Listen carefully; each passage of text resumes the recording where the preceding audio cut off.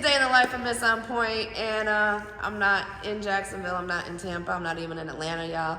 I decided to bring it back home and showcase some true talent in Central Florida. I am at the Black Sheep Tattoo Shop, brand new in Ocala, Florida, sitting with the owner, the model, and the entrepreneur in heels who has been working her waist off for the past 2 years to get this business to where it is, because y'all know I don't say nothing about working no ass off because we love our ass and it better not go fucking nowhere. The wonderful Negra. So please, Negra, thank you for sitting down with me. Thank you for my tattoo. It's absolutely gorgeous. And for opening a shop like right around the corner from my house. So I've gotten to know you the past couple of years on social media. The rest of the world has not until now. So introduce yourself and tell them about you and what you do and all the wonderful goodness that the Black Sheep Tattoo is going to offer and Negra is going to offer the world in the next forever, because I don't see you ever stopping, girl. Can't stop, won't stop. Hi, I'm Negra. This is the Black Sheep Tattoo Shop. Inside is also my Casa Negra boutique. You also have realism, you have Japanese, you have color, you have tattoos, you have a vibe. The Black Sheep wasn't only to be a tattoo shop, it was supposed to be clean. We all love that. It was supposed to be a vibe, culture, pop culture, passion, friendship, family. I love to give what my clients deserve. It's a place for Black Sheep. Exactly. Everyone thinks maybe sometimes the Black Sheep is just the outer person, but the Black Sheep is also the person who turns to the goat, right? Yep. You know, who doesn't love a goat, right? But I also want to let you know, I am Negra. A lot of people want to know why Negra. I'm known for my Afro-Latina.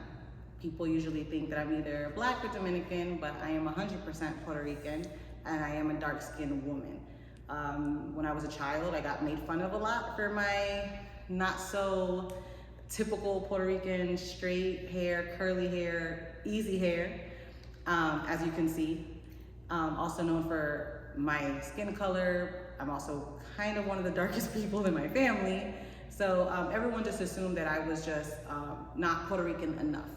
So I took the name Negra as a dark-skinned woman and named multiple businesses after my name.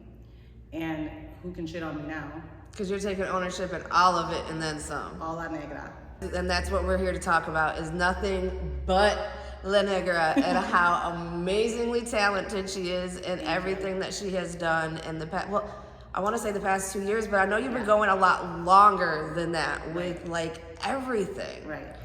So you've been nonstop hustling. The past 2 years, COVID happened 2 years ago. And with COVID came change. I think that COVID made a lot of hustlers. Yes. If you didn't hustle after COVID, then I don't know. Yeah. I'm sorry, I can't respect that. If you didn't make money and start a business or have some sort of come up during COVID, you're not a true hustler. Exactly. I agree with that 1,000%. Exactly. COVID changed a lot of people's lives, and God bless the people that it changed drastically. COVID was a curse, yet a blessing. I lost somebody very close to me, a really good friend to COVID, but he taught me so much, and I know that he'd be very proud today. Rest in peace to Joel, because that's my friend for real.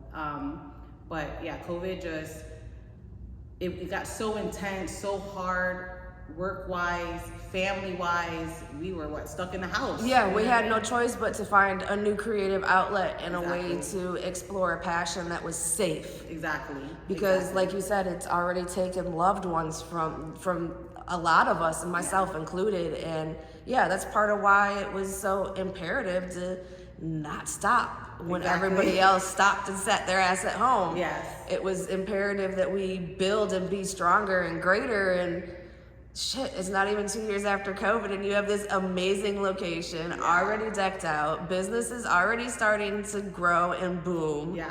I mean, yes, it really does. And well, I started with the boutique. Yeah, and tell us about the boutique, because your clothes are amazing and you look amazing in your clothes. I really never want to see anybody model your clothes but you, because you're really one of the only people that does them justice. Now, I got a lot of love for that. So there is a lot of boutiques and I respect them all. The same way that people shout me out, I shout them out. So everyone is a network. If you can't network, then you're not a boss. There's enough money, Facts. there's enough time, there's enough people. Everybody has their tribe. But I did start with the boutique, mostly because we couldn't go anywhere when COVID hit. So it was so much more simpler that you couldn't leave the house, you had a way to shop. So I started it with online, and honestly, I didn't know it was gonna be a hit the way it was. I started off with my onesies. Adult onesies. Oh my gosh, and they came just in time for Christmas too. Yes. And you had the iconic red one. I remember that photo shoot. I had the Netflix and chill. I had the Yes Daddy. I had the peaches with the peachy on the butt. I had the ones where you can open up the back area. And honestly, it blew up like this in 3 weeks. I was shocked. I started with a very small quantity of onesies, and then it blew up. And honestly, after onesies came bathing suits, and came I had men's shorts, I had AirPods, I had, oh my god, I had so many things. But with that being said, it became bigger and larger, and it just helped me become an entrepreneur. Right. You know, and curate and discover your brand. Exactly. And then after that came tattoos, you know? And then after tattoos came permanent makeup. And then in between that, I was modeling and doing this shoot and doing that shoot. And but the tattoos kind of came before. You just didn't get serious about it until after. Yeah, tattoos was literally on and off. I apologize to all the people that I tattooed and didn't know what the hell I was doing, because you guys are still walking around with that. Please holler at me to fix that. And that is a true tattoo artist, because not everybody will admit that they did some fuck up shit in the beginning and that they want to fix it to come holler back at them. Yeah. So if you guys were one of those people from the beginning, check out her work. She has come a long, long way in the past 2 years that I've been watching her, and I cannot wait to see the progression as she continues to grow. Oh, I love it. It excites me. When you love something that you do, then you see your growth. I am my own critic. You know, if you know you can go harder, if you know that you want more, then working for it is a straight blessing, because the more effort you put in, the more work you put in, the more time you put in, without forgetting about your family, because my family comes first. But when you do that, then as long as you're taking that leap, and that leap of faith and that first step, like literally God does the rest. Yes. And honestly, I feel like I've been on a train that has not stopped. Okay. I'm tired. I'm tired. How do you stop? You just don't stop. You just learn how to take a break. Hence why we started a little bit later than planned today, because you had to go get that self-care in. And girl, I totally understand that. That's why I was like, girl, go do you. I got time. No, go do you. You don't get those breaks very often. Important. Yes. Self-care is super important. I learned the hard way before I take a break. My body has to be stiff and stuck before I'm like, okay. Yeah, I have to be on the verge of a breakdown. Yeah. Seriously, it's a lot. I have a lot on my plate, and I'm juggling, but I don't think I know how to live life any other way. So, no, I don't think I do either. It's either full go or nothing at all. Exactly. And you know, we all have the same opportunities. I just decide that I'm gonna take them a little bit differently. And run with them. And I'm gonna go. Absolutely. And I used to be real big on what people said, or what people thought, or how people felt, and I would put everyone else's feelings and opinions before mine. But not no more. Yep, I did the same thing. Not no more. I did the same thing, and then I invented MzOnPoint. Well, I didn't invent it. I got the name MzOnPoint, and I learned how to really fully embody it. And yeah, the can't stop, won't stop. There is no stopping me now. No, it's a beautiful thing. It's a beautiful thing. I like to see other women, you know, taking on, doing their own things, being proud of it, and building it. You know what I mean? That's definitely women in power. So shout out to you. Shout out to you too. And I love that. I hate that actually. I love that we do this and are starting to do this more again in culture. Right. Because what I hate is that society hid that we were as strong and did all these things in the past because it wasn't written down. Right. people don't realize that Black women, Latino women, Native American women, women period, white women, German, whatever, have been owning businesses and running companies since the beginning. Yeah. That it never did stop. They just did it through their husbands, if that's what the law indicates. That is true. That is true. And, and that's so much something bigger. that's just now being spoke about again. And I love that it can be. Right. And I love that all of the women networking and empowering has been going on, especially in Central Florida. Yes. And it is heavy in Central Florida. Shit, I use a lot of the girls that I say use, but we network. Yeah, we use each other for what we got. Exactly, I mean, exactly. It is networking, but I do like to use I like to have baddies. I like to have naturals. I like to have curly fro girls, and I like all those concepts. I put the women in my clothes. You know what I mean? I put different guys in my clothes. Granted, I use my own face a lot on my boutique. I have goods and bads about that. I feel 50-50 about it, mostly because sometimes people won't even buy from you when they know it's you. If it's owned by you, they're not gonna buy from you. Some people just don't like you. You know what I mean? Yeah, and they're bougie and need to stop with the bullshit.